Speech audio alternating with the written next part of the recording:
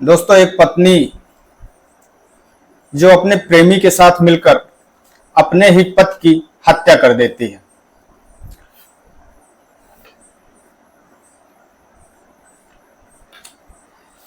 इस कहानी में आगे क्या होता है, इस सच्ची घटना में आगे क्या होता है, यह जानने के लिए आप लोग इस कहानी को अंत तक जरूर सुने, तभी यह कहानी पूरी तरह से समझ आएगी। मैं आपका दोस्त सागर पटेल, आप लोगों से फिर एक वही निवेदन है कि अगर आप लोगों ने मेरे इस चैनल को अभी तक लाइक और सब्सक्राइब नहीं किया है तो लाइक और सब्सक्राइब करके बेल आइकन को दबाना ना भूलें। आप लोगों का एक लाइक हमारे लिए काफी महत्वपूर्ण है। तो दोस्तों, आप लोगों को ज्यादा समय न बर्बाद करते हुए सीधे कहानी पर आते हैं। दरअसल दोस्तों, यह कहानी है मध्य प्रदेश का एक जिला पड़ता है ग्वालियर, और ग्वालियर का ही एक थाना पड़ता है गिरवाई थाना क्षेत्र, जहां एक लोकेंद्र नाम का युवक रहा करता था। और लोकेंद्र की शादी आज से लगभग 4 साल पहले अंजलि नाम की लड़की से होती है। अंजलि देखने में बेहद खूबसूरत थी, पर अंजलि और लोकेंद्र की शादी तो होती है। इस शादी के लिए अंजलि कभी भी खुश नहीं थी। वो नहीं चाहती थी कि उसकी शादी लोकेंद्र से हो, पर अपने घर वालों के दबाव में आकर के अंजलि लोकेंद्र से शादी तो कर लेती है। पर कहते हैं ना दोस्तों कि अगर रिश्ते दिल से ना हो तो कभी वो दिल के नहीं होते। धीरे धीरे समय बीतता रहता है। लोकेंद्र और अंजलि की शादी को लगभग 4 साल होते आ रहे हैं। दोस्तों, लोकेंद्र का एक दोस्त होता है जिसका नाम होता है गौरव कुशवाहा। गौरव अक्सर लोकेंद्र के घर आया जाया करता था, देखने में भी ठीक ठाक था।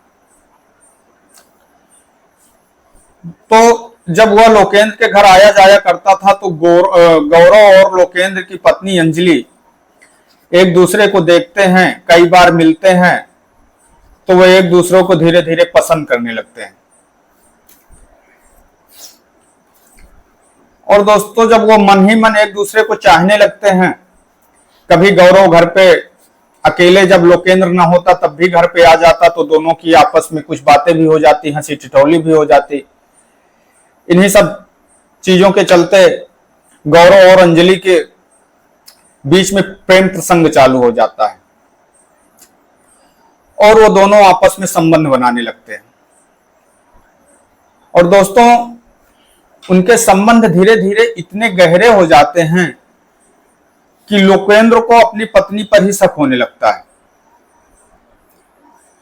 और जब लोकेंद्र को अपनी पत्नी पर शक होने लगता है तो इसी बात को लेकर के लोकेंद्र और उसकी पत्नी अंजलि के बीच में आपस में मनमुटाव होने लगते हैं और आपस में झगड़े होने लगते हैं। एक दिन झगड़ा इतना बढ़ जाता है, और जब बढ़ जाता है और लोकेंद्र जो होता है वो अपनी पत्नी अंजलि को इन चीजों से दूर होने के लिए और मना करता है लोकेंद्र से मिलने के लिए, तो उसकी पत्नी इन सब चीजों के लिए नहीं मानती, बल्कि वो गौरव से ये सारी बातें बताती हैं कि उसका पति अब शायद इन सारी चीजों को धीरे धीरे जान गया है और वो आपसे मिलने से हमें मना करता है। तो जब गौरव कुशवाहा इन सारी बातों को सुनता है तो वो अंजलि से बोलता है कि ठीक है, अब हम आज के बाद आपके घर पे नहीं आएंगे, आपसे नहीं मिलेंगे। तो अंजलि कहती है कि अगर ऐसा कैसे होगा, अगर आप नहीं आएंगे, आप नहीं मिलेंगे, तो बिना आपसे मिले हुए हम कैसे रह पाएंगे।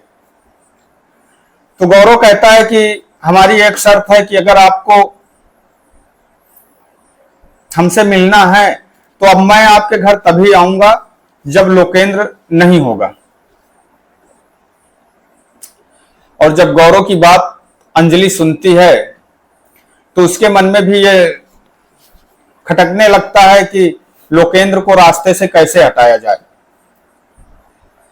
और वो लोकेंद्र को रास्ते से हटाने के लिए नई नई साजिशें सोचने लगती है, जिसके लिए वो कई क्राइम सीरियल तक देखती है कि आखिरकार कैसे किया जाए कि हम पुलिस के हत्थे पर न चढ़ें, पुलिस के हाथों पकड़े भी न जाएं और लोकेंद्र भी हमारे रास्ते से हट जाए। पर कहते हैं ना कि दोस्तों, आप कितने भी शातिर क्यों ना हो चोर, पर अगर पुलिस चाहे तो हर केस को खोल देती है। वैसा ही दोस्तों इस कहानी में भी होता है। 18-19 सितंबर की रात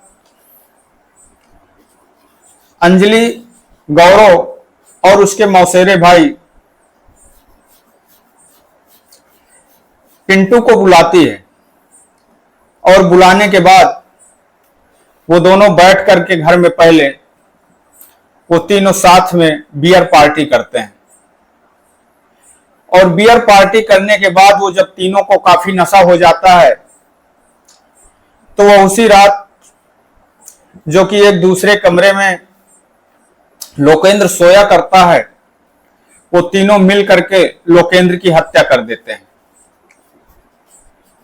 और हत्या करने के बाद वो तीनों घर 19 सितंबर को लोकेंद्र के पिता, जिनका नाम नंदलाल होता है, नंदलाल जब लोकेंद्र के घर पर जाते हैं तो उन्हें उनके कमरे में, लोकेंद्र के कमरे में उन्हें लोकेंद्र छत बिछत हालत में मिलता है, जिसे वो सबसे पहले आनन फानन में अस्पताल ले जाते हैं।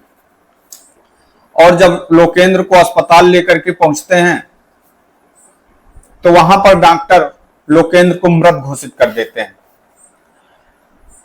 और जब डॉक्टरों के द्वारा बताया जाता है कि लोकेंद्र की मृत्यु हो चुकी है तो उनके पिता उसके पिता नंदलाल लोकेंद्र का शव लेकर के घर आ जाते हैं और लोकेंद्र के अंतिम संस्कार की तैयारी होने लगती है। जिस समय लोकेंद्र के अंतिम संस्कार की तैयारी हो रही होती है, उसी समय लोकेंद्र के गर्दन पर उनके भाई की नजर,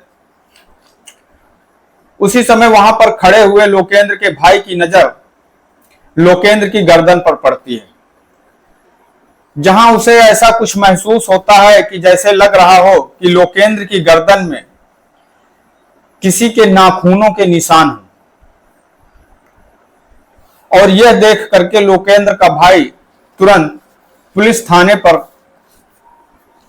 कॉल करता है और सारी बात बताता है, जहां पर तुरंत पुलिस आ जाती है। और पुलिस आने के बाद में पुलिस सबसे पहले लोकेंद्र के शव को अपने कब्जे में लेकर के पोस्टमार्टम के लिए भेज देती है। और दोस्तों जब पोस्टमार्टम की रिपोर्ट आती है तो पोस्टमार्टम रिपोर्ट में लोकेंद्र के हत्या होने के पूरे सबूत मिलते हैं। और जब इस मामले में पुलिस लोकेंद्र के पिता नंदलाल से पूछताछ करती है, जानकारी लेना चाहती है कि आपको किस पे शक है, आखिर कौन हो सकता है जो लोकेंद्र की हत्या कर सकता है, तो लोकेंद्र के पिता नंदलाल अपनी बहू अंजलि पर ही शक करते हैं और पुलिस को बताते हैं कि हमारे हिसाब से, या हमें ऐसा लगता है कि हमारी बहू ने ही कुछ किया है, क्योंकि उसके चाल चलन हमें ठीक नहीं लगते। और जब पुलिस उन तीनों को गिरफ्तार करती है और जब तीनों से पूछताछ करती है तो तीनों अपना जुर्म कबूल कर लेते हैं। और तीनों के जुर्म कबूल करने के बाद ग्वालियर पुलिस उन तीनों को जेल भेज देती है। दोस्तों, इस कहानी को सुनाने का उद्देश्य आप लोगों को ठेस पहुंचाना नहीं है, बल्कि आप लोगों को सजग और सतर्क करना है। समाज में हो रही ऐसी घटनाओं से दूर रहें, सतर्क रहें। आपका दोस्त सागर पटेल कल फिर किसी एक नई कहानी के साथ में, नई सच्ची घटना के साथ में हाजिर हूंगा। तब तक के लिए इन्हीं शब्दों से आप लोगों को विदा और विराम करता हूं। जय हिंद, जय भारत।